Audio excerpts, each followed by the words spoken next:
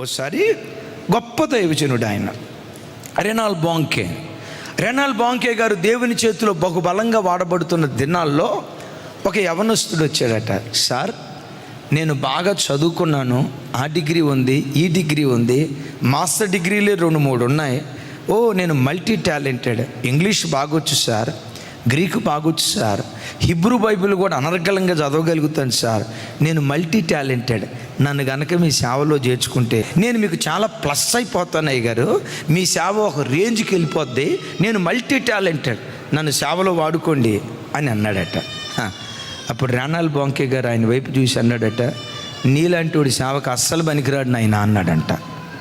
ఏం సార్, ఏం మాట్లాడుతున్నారు? నేను మల్టీ టాలెంటెడ్ అనండి, బహుభాష, అదే చెప్పాలి, బహుభాష, కోవిదుడును, హిబ్రూ, ఇంగ్లీష్, గ్రీకు, అది ఇది ఇన్ని భాషలు వచ్చేసారు నాకు, నన్ను కనుక మీ సేవలో జాయిన్ చేసుకుంటే మీకు ప్లస్ అన్నాడంట. నీలాంటి వాడిని చేర్చుకుంటే ప్లస్ తర్వాత నాయన మైనస్ కాకుండా ఉంటే అదే చాలు, నీలాంటి వాడు అస్సలు పనికిరాడు అన్నాడట. ఆ తర్వాత ఇంకొక అతను తైలి సంస్కారం లేని తల, చెదిరిపోయిన జుట్టు, మాసిపోయిన గడ్డం, మాసికలు వేసిన బట్టలు, అదో రకంగా వచ్చి, అయ్యా నేనంత తెలివి కలిగిన వాడిని కాదు, అంత భాషా పరిజ్ఞానం కూడా నాకు లేదు, ఇక జ్ఞానం అంటారా అది అంతా మిథ్య, కానీ నా గుండెల్లో దేవుని పని చేయాలనే ఆశ ఉందయ్యా, నాలాంటి వాడిని ఏమైనా వాడుకుంటారా?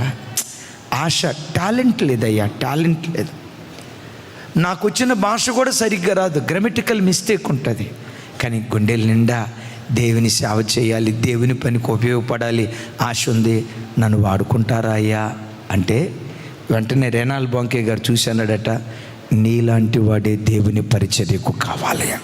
ఎందుకో తెలుసా? జ్ఞానులను సిగ్గుపరచడానికి లోకములో వెర్రివారిని దేవుడు ఏర్పరచుకుంటామంటాడు. నీలాంటి వెర్రివాడే దేవునికి కావాలి. కమ్అవుట్, దేవుని మీద ఆధారపడే నీలాంటి వాడే కావాలి.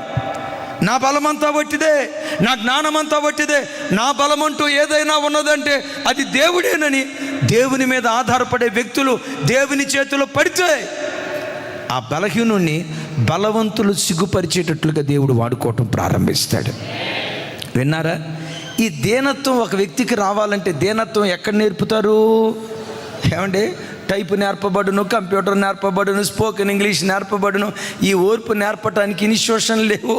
ఆ ఓర్పును నేర్పే ఏకైక ఇన్స్టిట్యూషనే, ఆ దీనత్వాన్ని నేర్పే ఏకైక ఇన్స్టిట్యూషనే శ్రమల పాఠశాల. శ్రమల ద్వారానే మనకు సంపూర్ణత వస్తుంది.